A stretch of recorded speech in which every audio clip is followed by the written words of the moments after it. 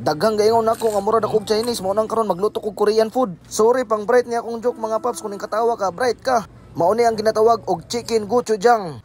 Andam lang kag manok, flour, cornstarch, baking powder, pepper, curry powder, chicken powder, patis. Nya but nga nimo bugnaw nga water hangtod maabot nimo ni nga consistency dili kaayo basa, dili pud kaayo hupit. Prituha hangtod ma-achieve nimo ang pagka golden black nga color. In true Korean food fashion ako ning gi-double fry. Nya sa lahi nga pan nagisa kog butter, bawang, gochujang, honey, mamasita, kikuman og liquid seasoning.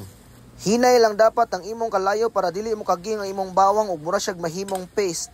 Nya itos ang imong chicken didto sa imong gibuhat nga sauce. Wala ko katuo sa resulta pero grabe ka savory. Ay nagdugay-dugay sulay ninyo sulit yung kwarta diri.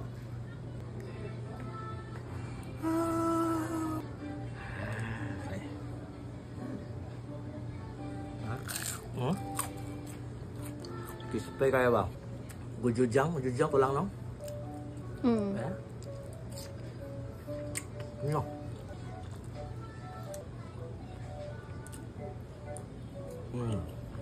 Kalas ug rice.